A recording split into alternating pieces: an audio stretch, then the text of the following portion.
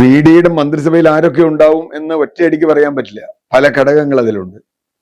ഇപ്പോ ഞാൻ മനസ്സിലാക്കുന്നത് 4-5 മന്ത്രിമാർ മുസ്ലിം ലീഗിന്റെ ഉണ്ടാവും. അതവർ തീരുമാനിക്കും. PJ ജോസഫിന്റെ 1 മന്ത്രിയാണോ 2 മന്ത്രിയാണോ എന്ന് തർക്കം നിലനിൽക്കുന്നുണ്ട്. അതവർക്ക് പറയേണ്ടി വരും. അനൂപ് ജേക്കബിന് എന്തായാലും മന്ത്രിസ്ഥാനം കൊടുക്കേണ്ടി വരും. CP ജോണിന് മന്ത്രിസ്ഥാനം കൊടുക്കേണ്ടി വരും. KK രമ എന്തായിരിക്കും, സ്പീക്കർ ആയിരിക്കുമോ മന്ത്രിയായിരിക്കുമോ എന്നറിയില്ല. അപ്പോ അത്തരത്തിലുള്ള ചില ഘടകങ്ങൾ. മണി സി കാപ്പനുണ്ട്. മണി സി കാപ്പന് വേണ്ടി വരുമെന്നറിയില്ല. പിന്നെ കോൺഗ്രസിന്റെ മന്ത്രിമാരിലേക്ക് വന്നാൽ മന്ത്രിമാരുടെ പേരുകളിൽ പല കണക്കുകൂട്ടലുകളുണ്ട്. കോൺഗ്രസിന് 10-11 മന്ത്രിമാരുണ്ടാവുമെന്നാണ് ഇപ്പൊ മനസ്സിലാക്കുന്നത്. അങ്ങനെയെങ്കിൽ എല്ലാം നോക്കേണ്ടി വരും.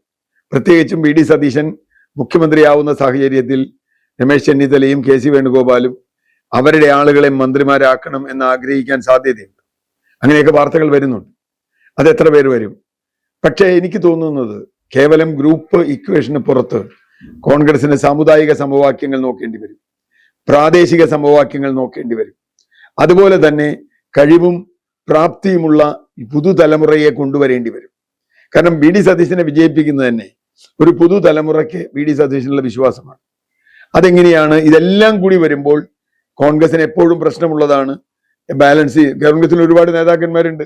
ഇപ്പൊ KCയുടെ ഭാഗത്തു നിന്ന് ജയിച്ച ഒരുപാട് പേരുണ്ട്. രമേശ് ചെന്നിത്തല തന്നെ മന്ത്രിയാവുമോ ഇല്ലയോ എന്നിപ്പോ ആലോചിച്ചുകൊണ്ടിരിക്കുകയാണ്. അദ്ദേഹം ആഭ്യന്തരമന്ത്രിയാവണം എന്നൊക്കെ പറയുന്നു, നമുക്കറിയില്ല. അദ്ദേഹം മന്ത്രിയാവുമോ? മറുവശത്ത് അദ്ദേഹത്തിന്റെ ആരെങ്കിലും മന്ത്രിസഭയിൽ വരുമോ? അദ്ദേഹം മന്ത്രിയാവണം എന്നിപ്പോ PJ ജോസഫും അതുപോലെയുള്ള കോൺഗ്രസിന്റെ പല നേതാക്കളും ആവശ്യപ്പെട്ടിട്ടുണ്ട്. അദ്ദേഹം മന്ത്രിയായിരിക്കുന്നത് തന്നെയാണ് മന്ത്രിസഭയ്ക്ക് നല്ലത്. അദ്ദേഹം മന്ത്രിസഭയ്ക്ക് പുറത്തിരിക്കുന്നത് അത്ര ഗുണകരമല്ല. കാരണം നമുക്കറിയാം 2011 ഉമ്മൻചാണ്ടി മന്ത്രിസഭ ഉണ്ടാക്കി കഴിഞ്ഞപ്പോ അന്ന് ഇദ്ദേഹം രമേശ് ചെന്നിത്തല പുറത്തിരിക്കുകയായത്. കുറെ കഴിഞ്ഞിട്ടാണ് NSS ഇടപെട്ട് താക്കോൽ സ്ഥാനം എന്നൊക്കെയുള്ള തർക്കം വരികയും മന്ത്രിസഭാ പുനഃസംഘടനയിൽ രമേശ് ചെന്നിത്തല ആഭ്യന്തരമന്ത്രിയാവുകയും ചെയ്തത്. അപ്പൊ ഇപ്പോൾ രമേശ് ചെന്നിത്തല മന്ത്രിയാവുന്നതാണ് നല്ലത് എന്ന് തന്നെ കരുതുന്ന ഒരാളാണ് ഞാൻ. അങ്ങനെ വരുമ്പോൾ പിന്നെ ആരൊക്കെ ഉണ്ടാവും? ഞാൻ നേരത്തെ പറഞ്ഞ പോലെ പ്രാദേശിക സമവാക്യങ്ങൾ. ഒരു 11 മന്ത്രിമാർക്ക് ഒരു 30 മന്ത്രിയുടെ സാധ്യതകളെങ്കിലും അല്ലെങ്കിൽ ആസ്പിരൻസ് എങ്കിലും കോൺഗ്രസിൽ ഉണ്ടാവും. അത് തെറ്റുമല്ല. കാരണം എല്ലാവർക്കും MLA ആയി കഴിഞ്ഞാൽ പിന്നെ അടുത്ത സ്റ്റേജ് മന്ത്രിയാവണമെന്നാണ്. ഇനി KC ആരുടെയൊക്കെ പേര് പറയും, രമേശ് ചെന്നിത്തല ആരുടെയൊക്കെ പേര് പറയും. അതുപോലെ വകുപ്പുകളുടെ വിഭജനം വരുമ്പോഴും ഇതേ പ്രശ്നം ഉണ്ടാവും. അത് ഇപ്പൊ വിദ്യാഭ്യാസ വകുപ്പ് ലീഗ് എടുക്കാൻ പാടില്ല എന്നൊക്കെ പറഞ്ഞ് ചില പ്രമാണിമാർ ഇറങ്ങിയിട്ടുണ്ട്. അതൊക്കെ പിന്നെ വിട്ടുകളയും. സതീശൻ തള്ളിക്കളയാനാണ് സാധ്യത. അദ്ദേഹത്തിന്റെ പ്രസ്താവന വളരെ ക്ലിയർ ആണ്. പക്ഷേ ഈ പറഞ്ഞതുപോലെ ഗ്രൂപ്പ് സമവാക്യങ്ങളുടെ മന്ത്രിമാർ വരുമ്പോൾ ആർക്കൊക്കെ അവിടെ ഇടം കിടക്കും, ആർക്കൊക്കെ അവിടെ സ്ഥാനം നഷ്ടപ്പെടും.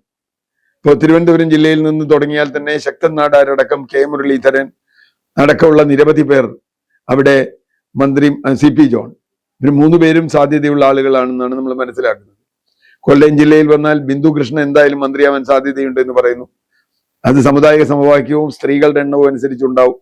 പിന്നെയുള്ളത് മറ്റ് മന്ത്രിമാരൊക്കെ ചമക്കാല മന്ത്രിയാവുമോ അല്ലെങ്കിൽ വേറെ ആരെങ്കിലും മന്ത്രിയാവുമോ എന്ന ചോദ്യങ്ങളൊക്കെ ഉണ്ട്. ആലപ്പുഴ ജില്ലയിൽ രമേശ് ചെന്നിത്തല മന്ത്രിയായാൽ തീർച്ചയായും വേറെ ഏതെങ്കിലും മന്ത്രി ഉണ്ടാവുമോ? അത് സാധ്യത വേറെ ആരെങ്കിലും അത്തരത്തിൽ വരാൻ സാധ്യതയുണ്ടോ? അറിയില്ല. അപ്പൊ അങ്ങനെ ഓരോ ജില്ലയും നമ്മൾ എടുത്തു. എറണാകുളം ജില്ലയിൽ നിന്ന് ഏതായാലും സതീശൻ മുഖ്യമന്ത്രിയാണ്. അനൂപ് ജേക്കബ് എന്തായാലും മന്ത്രിയായിരിക്കും. ഇനി 3ാമതൊരു മന്ത്രി എറണാകുളം ജില്ലയിൽ നിന്നുണ്ടാവുമോ എന്ന ചോദ്യമുണ്ട്. അതുപോലെ ഓരോ ജില്ലകളിലും നമ്മൾ പോയാൽ ഇപ്പൊ വനിതാ പ്രാതിനിധ്യം ആരൊക്കെയായിരിക്കും? 3-4 പേരുകളുണ്ട്. ബിന്ദു കൃഷ്ണയുണ്ട്, ഷാനിമോൾ ഉസ്മാനുണ്ട്, തുളസിയുണ്ട്, അങ്ങനെ പേരുകളുണ്ട്. രമ്യ ഹരിദാസ് ഉണ്ട്. ആരാണ് മന്ത്രിയാവുക എന്ന് പറയാൻ പറ്റില്ല. അതുപോലെ ഇപ്പൊ ദളിത് പ്രാതിനിധ്യം, SC പ്രാതിനിധ്യം തീർച്ചയായും AP അനിൽകുമാറിന് നല്ല സാധ്യതയുണ്ട്. അദ്ദേഹം KC പക്ഷത്ത് നിൽക്കുന്ന ആളാണ്. അദ്ദേഹത്തിന്റെ പേരെന്തായാലും ആദ്യ നിരയിൽ വരും. T സിദ്ദിഖിനെ പോലുള്ള ഒരാൾ മന്ത്രിയാവാൻ സാധ്യതയുണ്ടോ? അത്തരം ചോദ്യങ്ങളുണ്ട്. അതുപോലെ പുതിയ മന്ത്രിമാർ, ഇപ്പൊ VC വിഷ്ണുനാഥ് കൊല്ലം ജില്ലയിൽ നിന്ന് തീർച്ചയായും മന്ത്രിയാവാൻ യോഗ്യനായ ആളാണ്. എറണാകുളത്ത് നിന്ന് ഞാൻ 2 ആള് പറഞ്ഞു. 3ാമത്തെ ഒരാൾ മാത്യു കുഴൽനാടനാണ്. അനൂപ് ജേക്കബും മാത്യു കുഴൽനാടനും 3 പേർ എറണാകുളത്ത് നിന്ന് വരുമോ? അപ്പോ അതിന്റെ ഇനി ഇതൊക്കെ കഴിഞ്ഞിട്ട് വേണം സാമുദായിക സമവാക്യങ്ങൾ നോക്കാൻ. സാമുദായിക സമവാക്യങ്ങൾ നോക്കി വരണം. പ്രാദേശിക സമവാക്യങ്ങളുണ്ട്, ഗ്രൂപ്പ് സമവാക്യങ്ങളുണ്ട്. ഇതെല്ലാം കൂടി ഒരു കൺഫ്യൂഷനാണ് എന്തായാലും ഉണ്ടാവും. അത് UDFന്റെ മന്ത്രിസഭ കാലത്ത് എപ്പോഴും ഉണ്ടാവും. സമുദായ നേതാക്കന്മാർ അതിന്റെ മേലെ വീഴുകയും ചെയ്യും. ഇപ്പോൾ LDF മന്ത്രിസഭയാകുമ്പോൾ ആരും ഇത് ചോദിക്കില്ല. കാരണം എന്താ? ഇപ്പൊ 10 നായരുണ്ടായിട്ടും വെള്ളാപ്പള്ളി നടേശന് യാതൊരു പ്രശ്നവും ഉണ്ടായില്ല കേരളത്തിൽ കഴിഞ്ഞ മന്ത്രിസഭയിൽ. പക്ഷേ ഒരു SC ഇല്ലാതിരുന്നിട്ടും ഒരു ദളിത് സംഘടനകൾക്കും ഒരു പ്രശ്നം ഉണ്ടായില്ല. ആകെ ഉണ്ടായിരുന്ന ഒരു SC മന്ത്രി MP ആയിട്ട് വിട്ടോടുകൂടി SCക്ക് മന്ത്രിയില്ല അവിടെ. ആകെയുള്ളത് STയുടെ ഒരു മന്ത്രിയായിരുന്നു കേളു. അപ്പൊ ഞാൻ പറഞ്ഞത് വലിയ തോതിൽ വിജയിക്കുകയും 102 സീറ്റ് കിട്ടുകയും ചെയ്തു. കോൺഗ്രസിന് തന്നെ 63 സീറ്റ് ഉണ്ട്. അതിൽ നിന്ന് 11 പേരെ അതിൽ മുഖ്യമന്ത്രി കഴിഞ്ഞാൽ ബാക്കി 10 പേരായിരിക്കും മന്ത്രി ഉണ്ടാവുക. ബാക്കി 62 പേരിൽ നിന്ന് 10 മന്ത്രിമാരെ തിരഞ്ഞെടുക്കുക, മേൽപ്പറഞ്ഞ സമവാക്യങ്ങൾ പാലിക്കുക എന്നത് വളരെ പ്രധാനമാണ്. ഇപ്പൊ KC ജോസഫ് തീർച്ചയായും മന്ത്രിയാവാൻ പോകുന്ന ഒരാളാണ്. കാരണം അദ്ദേഹം KPC പ്രസിഡന്റ് ആയിരുന്ന ആളാണ്. അപ്പോ ഇങ്ങനെ പലതരത്തിലുള്ള സമവാക്യങ്ങൾ വരും. ഇപ്പൊ PJ ജോസഫിൽ നിന്ന് വരുന്ന 2 പേരും ക്രിസ്ത്യൻ കത്തോലിക്ക വിഭാഗത്തിൽ നിന്നാണെങ്കിൽ മറ്റു വിഭാഗങ്ങളിൽ നിന്ന് വേണ്ടിവരും. അപ്പൊ ഇതൊക്കെ ചേർത്ത് ഇതൊക്കെ മന്ത്രിമാരാകുമ്പോൾ തിരുവഞ്ചൂർ രാധാകൃഷ്ണൻ കോട്ടയത്ത് നിന്ന് നിർബന്ധമായും വരാൻ സാധ്യതയുള്ള ഒരാളാണ്. ഇങ്ങനെ കുറെ പേരുകളുണ്ട്. ഞാൻ ഈ പേരുകൾ പറയല്ല. അപ്പൊ ഇതൊക്കെ സീനിയർ ആളുകളുമാണ്. തിരുവഞ്ചൂർ വളരെ സീനിയറാണ്. വിശ്വനാഥ് മന്ത്രി അല്ലെങ്കിലും മുമ്പ് തന്നെ വളരെ സീനിയറായ ആളാണ്. കുഴൽനാടൻ വളരെ എഫിഷ്യൻ്റായി ഇപ്പൊ കാര്യങ്ങൾ പഠിക്കുന്ന ഒരാളാണ്. അപ്പൊ ഇതെല്ലാം നോക്കി ഒരു മന്ത്രിസഭ വരുമ്പോൾ ആർക്കൊക്കെ സാധ്യതയുണ്ട് എന്നത് കണ്ടറിയേണ്ടി വരും. കാരണം ലീഗിന്റെ മന്ത്രി കഴിഞ്ഞാൽ ബാക്കി 9-10 മന്ത്രിമാരായിരിക്കും സഖ്യകക്ഷികൾക്കെല്ലാം കൂടി ഉണ്ടാവുക. അത് ലീഗിന്റെ 5 കഴിഞ്ഞാൽ ബാക്കി 5 മന്ത്രിമാരായിരിക്കും ബാക്കിയുള്ളവർക്ക് ഉണ്ടാവുക. ഇതെല്ലാം ചേർന്ന് നമുക്ക് ഒരു ബാലൻസ്ഡായ മന്ത്രിസഭ ഉണ്ടാവും.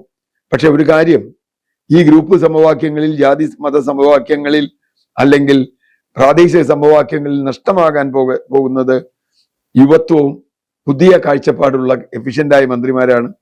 അവർ വരുമോ വരില്ലയോ എന്ന് നമുക്ക് കണ്ട് തന്നെ അറിയണം. ഏതായാലും തിങ്കളാഴ്ച എല്ലാവരും സത്യപ്രതിജ്ഞ ചെയ്യുമെന്ന് പറയുന്നു. അതുവരെ കാത്തിരിക്കാം.